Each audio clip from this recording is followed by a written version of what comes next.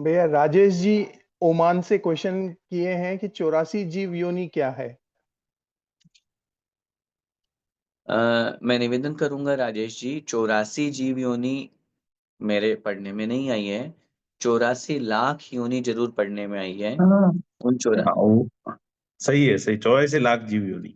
जी, 84 लाख जीव योनि का वर्णन आचार्य भगवत नेमीचंद स्वामी महाराज ने गोमटसार जीव कांड में किया है। और उन्होंने स्पष्ट रूप से लिखा है, जैसे उन्होंने स्पष्ट रूप से कथन किया है कि जो पृथ्वी का एक आदि है, उनमें पृथ्वी का एक आदि सबसे पहले सूक्ष्म और बादर के भेद से उन्होंने उन सब की काउंटिंग करी है। पृथ्वी का एक की 7 लाख, जल का एक की 7 लाख, अग्नि का एक की 7 लाख, वायु का एक की 7 लाख, वनस्पति में उन्होंने भेद करते हुए 10 लाख, इस तरह से काउंटिंग करी है। वो पूरी संख्या मैं आपको भेज दूंगा अगर आपको पर्टिकुलर अलग अलग चाहिए। उसमें मनुष्य की 14 लाख बताई है। तो टोटल मिलाकर के उन्होंने देव की, तिर्यंचों की, नारकियों की, सबकी निकाल करके टोटल 84 लाख एक गाथा बनाई है उन्होंने। घादु घादुदय सत्य छप्पा, ये इस तरह से करके गाथा बनाई है। गोमटसार जीव कांड की ये गाथा है। अगर आपके पास पुस्तक हो तो आप उसे देख सकते हैं, नहीं तो मैं आपको व्हाट्सअप कर दूंगा, आप मुझे व्यक्तिगत मैसेज कर दीजिएगा। तो उसके माध्यम से उन्होंने 84 लाख योनियां बनाई है आगम की अपेक्षा से। तो जीव की, जैसे अच्छा योनि का वर्णन वहां तात्पर्य है, दो प्रकार की योनियां होती है, एक आकार योनि, एक गुण योनि। आकार योनि माने शेप। ये वर्णन जो है ये गुण योनि का है।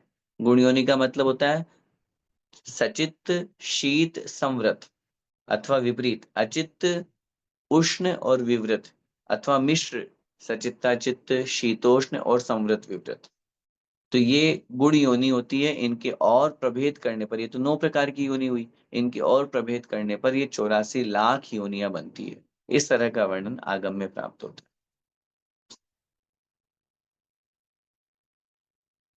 धन्यवाद। है जी। और किन्हीं का कोई प्रश्न?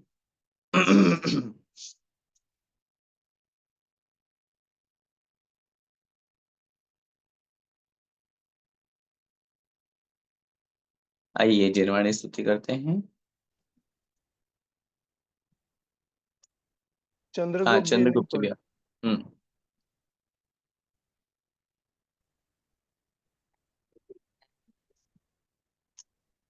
क्या आवाज नहीं आ रही चंद्रगुप्त भैया?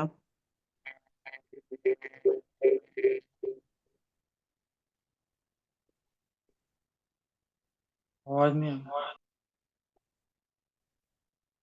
आवाज नहीं आ रही चंद्रगुप्त भैया। हेलो पंडित जी, जय जिनेन्द्र, आवाज आ रही? हाँ, जय जिनेन्द्र, अभी आ रही, जय जिनेन्द्र। हाँ पंडित जी, वो शादी पुण्य या पाप, वो हाँ एक हाँ, था ना? बताइए आपने पुण्य कैसे कहा? हाँ मतलब मैं क्लैरिफिकेशन करके लेने के लिए एक्चुअली एक्चुअली हैंड रेज किया। हम्म। अगर शादी वाकई में पाप होता तो हमारे 24 तीर्थंकर शादी ही नहीं करते। पुरुषार्थ में धर्म पुरुषार्थ, काम पुरुषार्थ, अर्थ पुरुषार्थ, उसमें अर्थ काम पुरुषार्थ को ले ही लिया गया है। अगर मेरी शादी नहीं होती तो मैं होटल में ही भोजन करता, तो मुझे उसका भी पाप लगता। अभी मैं शुद्ध सात्विक भोजन कर रहा हूँ, वो शादी की वजह से ही है। और शादी करना मतलब क्या है? अन्य सभी सभी पराये हो गए, सिर्फ एक ही मतलब स्वदार संतोषी भी हो गया। तो शादी के वैसे देखें तो अनेक मायने में तो अच्छे ही भाव दिखे मुझे। मतलब मुझे एक भाव अगर छोड़ा गया तो पूरे के पूरे तो मुझे पवित्र भाव ही दिखे। कहीं पे मतलब पाप ऐसा गिनने में नहीं आएगा।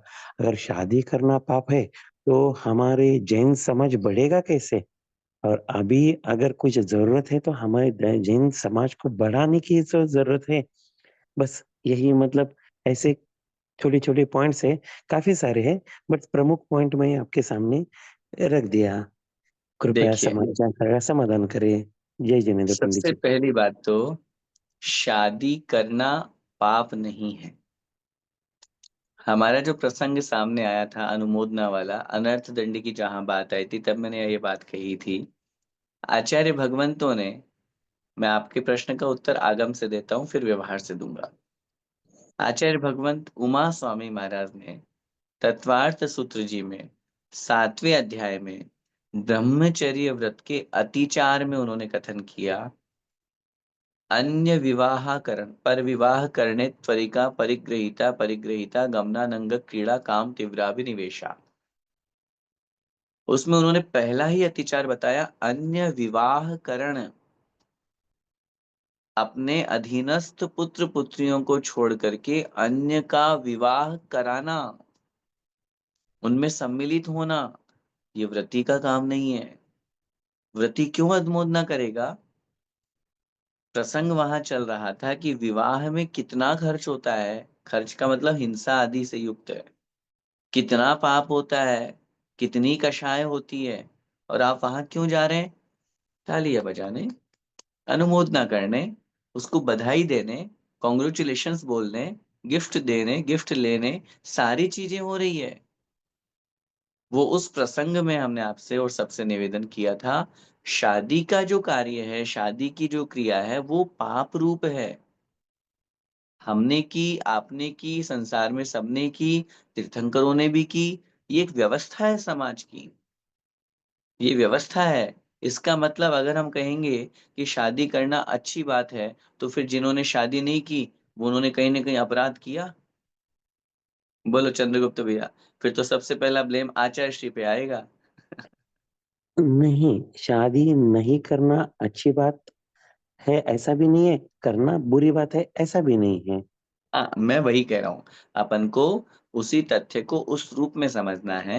हमारा कहने का भाव ये है, हमने विवाह किया, क्यों किया? इन सब पापों से बचने के लिए, जो पॉइंट्स आप गिना रहे हैं, 100% आई एग्री। इन सब पापों से बचने के लिए, और बचे हैं इन पापों से, लेकिन आत्म कल्याण के लिए शादी मार्ग नहीं है। आत्मा का कल्याण करना है, मोक्ष जाना है, तो शादी नियम नहीं है कि हाँ नहीं पहले शादी करो उसके बाद मोक्ष होगा। ऐसा है कहीं पढ़ा आपने? नहीं पढ़ा। हाँ, तो नहीं पढ़ा और लेकिन कहीं पढ़ने श्रावकों में के भी नहीं है। कर्तव्य भी तो है ना। अगर श्रावक शादी नहीं करेंगे तो पड़गान करने के लिए कैसे खड़े हो जाएंगे? हमने आपको क्या कहा? ये सब पर निमित्त है। आत्म तत्व का कल्याण करने का जहाँ लक्ष्य है, वहां अन्य निमित्त नहीं देखे जाते। जहाँ लक्ष्य ऊंचा है कि मुझे खरबों रुपए कमाना है, वहां 2-5 रुपए नहीं देखे जाते। जहां लक्ष्य है आत्मा को मोक्ष में पहुंचाना है, तब यहाँ मैं दान करूंगा, मैं आहार दूंगा, मैं मुनिराज की वैयावृत्ति करूंगा। अरे भैया, जब तुम खुद ही मुनि बन जाओगे तो तुम क्या वैयावृत्ति करोगे? आचार्यों ने तीर्थंकर के लिए यही तो कहा। जैसे जस्ट एग्जाम्पल समझिए, कोई मुनि महाराज हैं, वो उपदेश नहीं देते, ज्ञानी बहुत है, बहुत ज्ञानी है, उपदेश नहीं देते, तो आप क्या बोलोगे? नहीं, ये तो गलत बात है। जब ज्ञान है तो बोलना चाहिए, जब उनके सामने गलत हो रहा है तो क्यों नहीं बोलते? यही बोलोगे ना चंद्रगुप्त भैया? करेक्ट, करेक्ट, एकदम अच्छा, करेक्ट। करेक्ट। अब आपने ये बोल करके हमारे तीर्थंकर मुनि महाराज पे ब्लेम कर दिया। अगर तीर्थंकर भगवान, अगर उनकी केवल ज्ञान प्राप्त होने के बाद दिव्य ध्वनि अगर वो मतलब ये नहीं करेंगे तो उनको तो वो करने के लिए ही तो केवल ज्ञान प्राप्त हुआ है। वो सुनिए सुनिए सुनिए सुनिए, गलत ट्रैक पे जा रहे हो, मैं आपको यही रोक रहा हूँ। पहली बात तो मैं बात कर रहा हूँ मुनि अवस्था की। तीर्थंकर मुनि महाराज जैसे ही मुनि बनते हैं, बिल्कुल मौन हो जाते हैं, बिल्कुल केवल ज्ञान मौन। प्राप्त होने तक। केवल हाँ, ज्ञान प्राप्त होने के बाद ही उनकी दिव्य देशना होती है। और केवल ज्ञान प्राप्त करने के बाद दिव्य, उन्होंने केवल ज्ञान दिव्य देशना के लिए नहीं लिया। केवल ज्ञान की जो प्राप्ति उन्होंने करी है, उपदेश देने के लिए नहीं की, आत्म कल्याण के लिए की है। अगर हाँ, ये हम एक ये सिद्धांत का केवल नियम ज्ञान, बनाते हैं। पंडित जी, अगर केवल ज्ञान का हेतु आत्म कल्याण ही है तो फिर समूह शरण की क्या आवश्यकता है? मैं वही जा रहा था, मैं वही कह रहा हूँ।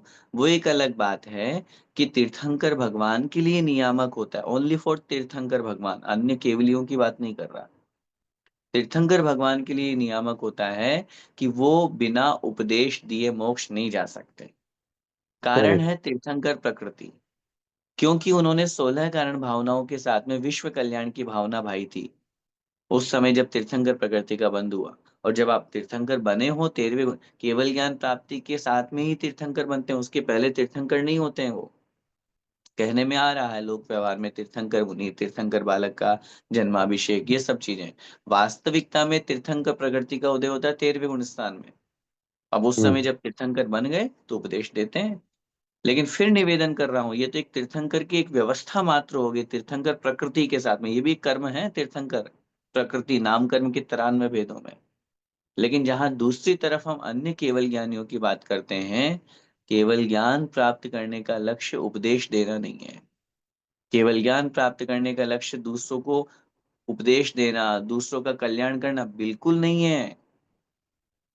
वो तो आत्म कल्याण करके ही केवल ज्ञान को प्राप्त किए हैं।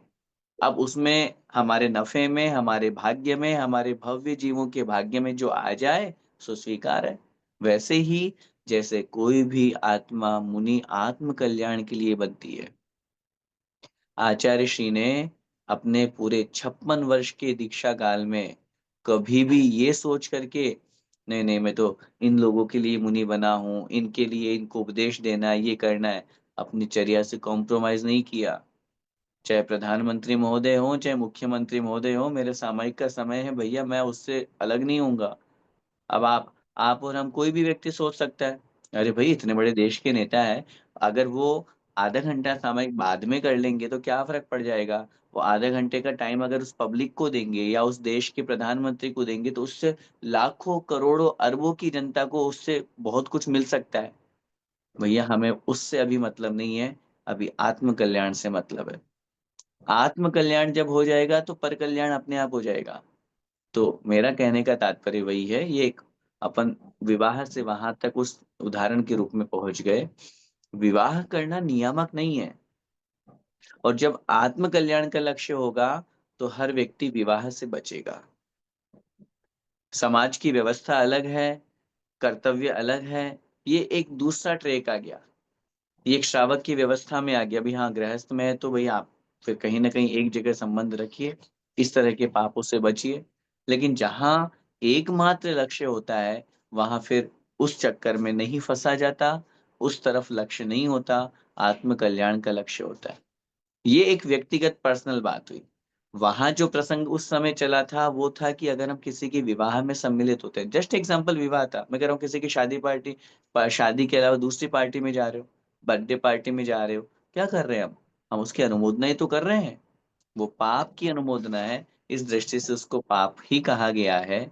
अन्य दृष्टियों को लगाओगे तो कहीं ना कहीं उसमें हमें एक पुण्य की क्रियाएं करने को मिल रही है, पुण्य का कार्य करने को मिल रहा है। लेकिन हम तो ये कहेंगे, शास्त्र तो ये कहेंगे, पाप और पुण्य से ऊपर उठ करके जहाँ मोक्ष की यात्रा कराई जा रही है वहां ये सब चीजें बाधक है।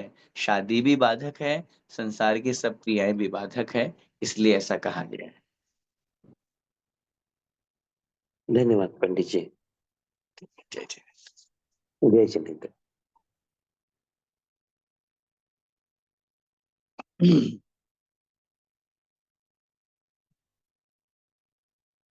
ये जिनवाणी स्तुति करते हैं। हाँ भैया। जावाणी के ज्ञान ते सुझे लोकालोक, सोवाणी मस्तक नमो सदा देत हूँ ढोक। हे जिनवाणी भारती तो हे जपू दिन रैन, जो तेरा शरणा गए सो पावे सुख चैन। देव भजू अरिहंत को गुरु सेवा निर्ग्रंथ, दया धर्म पालो सदा यही मोक्ष का पंथ। नो वर्णम।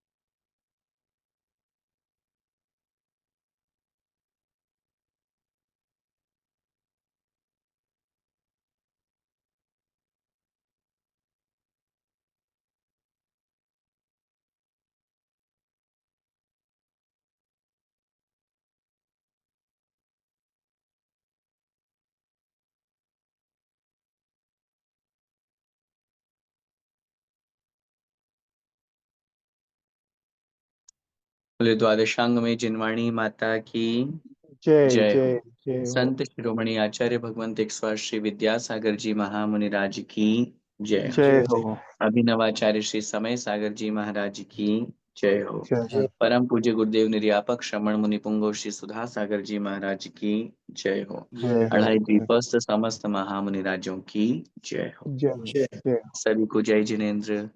जय जय जय जय जय जय जिनेन्द्र। जय जय जिनेन्द्र। जय